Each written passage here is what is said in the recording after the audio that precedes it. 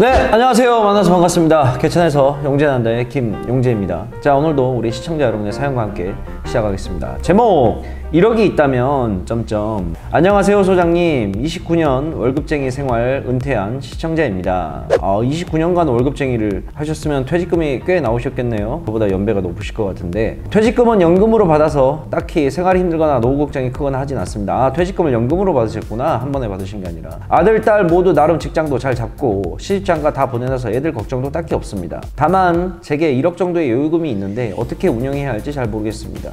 주식한 지는 15년 정도 된 것 같은데도 여전히 주식은 어렵더군요. 제 경험상 폭락장은 꽤나 많이 겪었지만 결과적으로 투자의 결과는 나름 괜찮았습니다. 제게 주식은 적금처럼 꾸준히 투자하는 재테크 개념이었지요. 최근 시장의 하락장은 대내외적인 악재의 연속 발현이 원인이겠으나 악재는 결국 해소될 문제이고 다만 그 해소되는 기간의 문제라 판단해서 크게 걱정하지 않습니다. 이러한 하락장을 제 주식 경험에 비춰본다면 기회로 받아들여지고 있는데, 문제는 삼성전자, 현대차와 같은 기존 대형 우량주들의 펀더멘털 자체가 이전과 다르다고 보입니다. 모바일 시장의 경우도 이미 포화 단계에 이르렀다 보이고 기술의 비약적 발전도 모멘텀이 딱히 없어 보입니다. 즉 먹을거리가 점점 없어지는 업황에 대형주를 계속 진득히 가져갈 요량으로 투자해도 되는지가 궁금하고, 소장님께 1억의 여유 자금이 있다면 어디에 투자하실지가 가장 궁금합니다 라고 질문을 남겨주셨네. 확실히 이게 글만 읽어보더라도 우리 시청자분의 연배가 느껴지는 글이야. 기본적으로 글이 딱 서두,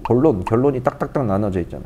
이 어린애들, 맨날 용재형 부리는 형 하는 애들하고는 글의 수준 자체가 차이가 있잖아, 어느 정도. 결국 뭐 궁금하다는 내용이, 저한테 만약에 1억의 여유 자금이 있다 그런다면 어디에다 투자를 할 거냐고 저한테 물어보는 건데, 자 보세요. 이제 이번에 특성 자체가 이제 보게 되면 뭐 일단은 내용을 읽어봤는데 굳이 뭐 제가 이야기를 드릴 내용이 없을 것 같아요. 이제 왜냐하면 잘 하시겠어요. 그 내용만 읽어보더라도 일단은 투자 자체를 되게 여유롭게 하시는 분이시네. 항상 주식은 결국은 멘탈 싸움인데, 내가 쫓기듯이 매매를 하느냐 아니면은 내 여유 자금으로 천천히 매매를 하느냐 라는 차이인데, 기본적으로 개인 투자자들은 후자 쪽이 훨씬 더 가는 방향이 맞지. 지금 우리 개인 매매하는 것들을 이런 유형들을 살펴보게 되면 일단 기본적으로 단타 좋아하고, 그 다음에 세력주 급등주 확 올라가는 것들을 좋아하고, 순환이 빨리빨리 되는 걸 다들 좋아한단 말이야. 근데 실질적으로 이 순환이라는 거는 한정된 자원을 가지고 빨리빨리 돌려서 무언가를 생산해내는 역할이야. 그러면 우리한테 한정된 자원은 돈이라는 거고, 이 돈이라는 것을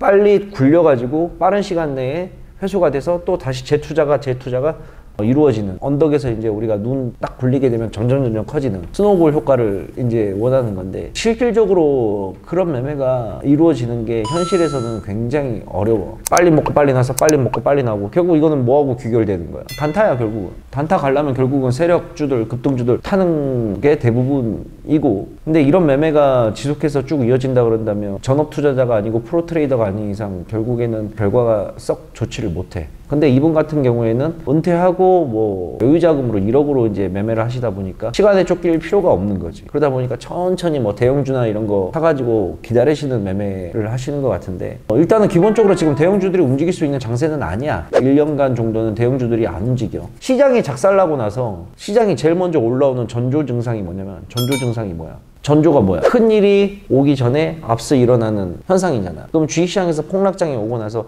그 다음에 시장이 V자 반등으로 올라가려면 뭐부터 일단 움직이냐면 대형주들이 제일 먼저 움직여.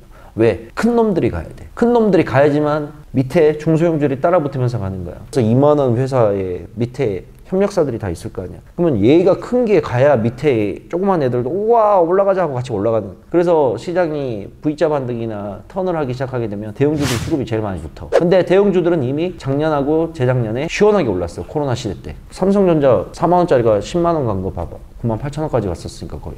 그럼 2배가 간 거야. 근데 그러한 대형주들이 이제 꺾여서 다시 또 대형주들이 치고 올라간다? 시간이 필요해. 한번 걔네들은 힘을 다 썼기 때문에. 앞으로 대형주들은 기본적으로 횡보나 하락, 기간 조정 이런 것들을 거칠 거란 말이야. 그래서 내가 만약에 1억이 있다 그런다면, 이 1억을 대형주를 산다 그런다면 이 대형주를 1억을 한 번에 다 집어넣는 것보다 달달이 살 것 같아. 한 종목이 됐든 두 종목이 됐든 세 종목이 됐든 결국 그건 이제 또 집중 투자냐 분산 투자의 문제인데, 집중 투자가 좋을 수도 있고 분산 투자가 좋고, 어느 정도의 정도는 없어 주식시장에서. 우리가 보통 계란은 한 바구니에 담지 말라고 하는데 그것도 나름 그거야. 때로는 맞기도 하고 케이스 바이 케이스야. 그래서 집중 투자냐 분산 투자냐는 결국 본인이 선택하는 문제인데, 난 만약에 1억이 있다 그런다면 나는 집중 투자를 선택하겠지. 그래서 한 종목을 잡아가지고 얘를 1억이면 한 달에 1,000만 원씩 매수하면 10개월 매수할 수 있는 거죠. 한 달에 500만 원씩 매수하면 20개월 매수할 수 있고, 그러면 한 20개월 잡고 급할 거 없잖아. 1억이니까 한 달에 500만 원씩 20개월간 한 종목을 잡아가지고 매월 그냥 같은 날짜에 사는 거야. 차트를 보지 말고 가격을 보지 말고 매월 15일 되면 A라는 종목을 그냥 500만 원씩 사는 거야. 그러면 가격이 낮을 때 살 때도 있고 높을 때 살 때도 있고 그럴 거 아니야. 그럼 자연스럽게 평균 매수가가 맞춰져. 그리고 20개월 가게 되면 뭐 쭉 간다 라고 봤을 때 괜찮은 투자법이 되지 않을까 라고 생각을 해. 만약에 대형주를 한다 그런다면 시간이 반드시 필요하다는 거 생각을 좀 해주세요. 한 보통 1년은 잡아야 됩니다. 최소. 그렇게 하고, 그 다음에 소장님께 1억의 여유 자금이 있다면 어디에 투자하실지가 가장 궁금합니다. 1억이 있다 그런다면 단타를 치겠지 나는.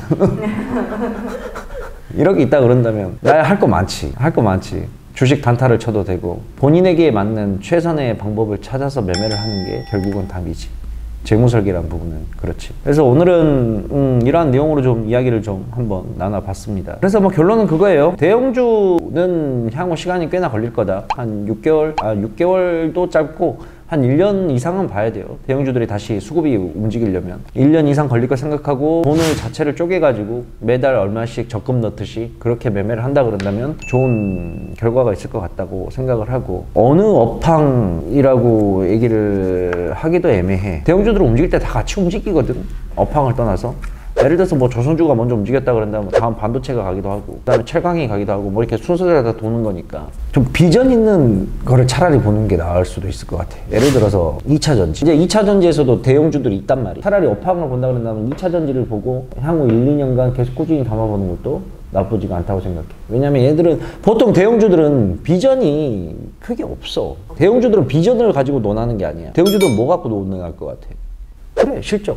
실적이 무조건이야. 그러니까 우리가 실적과 비전, 앞으로 미래가치 이렇게 두 가지를 놓고 저울질을 했을 때 중소형주들은 보통 미래가치 비전 쪽이 많이 몸을 기울이게 되고, 대형주들은 실적이야. 삼성전자 실적 보고 살지. 물론 삼성전자도 비전이 있지. 근데 삼성전자 비전을 보고 사는 사람이 맞겠어? 아니면 삼성전자 실적을 보고 사는 사람이 맞겠어? 삼성전자 실적이야. 자, 예를 들어서 우리나라 최고의 철강 업체 뭐야? 그래, 포스코. 포스코 비전 보고 사? 실적 보고 사잖아. 그래서 대형주들은 기본적으로 비전보다는 실적을 많이 봐. 근데 비전과 실적을 지금 양방향을 다 갖고 있는 업황이라 그런다면 내가 봤을 때는 2차전지 쪽이 그나마 둘 다 비슷하게 가지 않나. 실적도 중요하고 비전도 같이 높고. 왜냐면 2차전지라는 게 결국에는 우리가 기존에 있던 석유나 뭐 기름이나 이런 거를 탈피를 해서 이제 친환경으로 간다는 거잖아. 특히 이제 자동차 같은 경우에 2차전지가 많이 들어가지. 전기차들 이제 심심치 않게 보이잖아. 그러면 이 전기차가 지금 시장 점유율이 한 20% 내외겠지. 근데 앞으로 시간이 지나봐. 어떻게 되겠어? 기름차가 점점 역전이 되겠지. 그러면 전기차의 비중은 계속해서 올라가는 게 되고, 당연히 영업이익과 매출액과 이런 거는 계속해서 받쳐줄 거기 때문에 차라리 시간을 두고 매매를 한다 그런다면 대형주 중에서도 2차전지 관련된 것들을 계속 꾸준히 매수해 나간다 그런다면 비전과 실적 양방향으로 다 잡는 게 아닌가라는 생각이 들어. 아무튼 저는 뭐 그렇게 생각을 하니까 우리 시청자 여러분도 한번 제 얘기를 듣고 생각을 해보고 각자 공부를 좀 한번 해보도록 하세요. 아시겠죠? 늘 그렇지만 뭐 제 경험에 비춰서 여러분들께 의견을 드리는 것 뿐이니까 그렇게 해주시면 될 것 같습니다. 자, 오늘 사연은 여기까지 하고 다음에 또 다른 사연으로 만나 뵙도록 할게요. 엄마가 좋냐 아빠가 좋냐 왜 자꾸 물어보는 거야 나한테. 결국에는 어떤 걸 선택하는지 상관없어. 결과가 증명하는 거지. 내가 뭐 중형주가 앞으로 좋습니다 그러면 중형주만 올라갈 거야? 대형주만 올라가면 대형주만 좋은 거야? 아니야. 주식시장은 대형주든 중형주든 결국에는 투자 전략을 어떻게 잡냐, 내 시드머니가 얼마 있냐, 어떻게 계획을 잡을 것이냐에 따라서 결과는 다 다르니까. 사연 신청은 아래로 남겨주시면 되겠습니다. 안녕.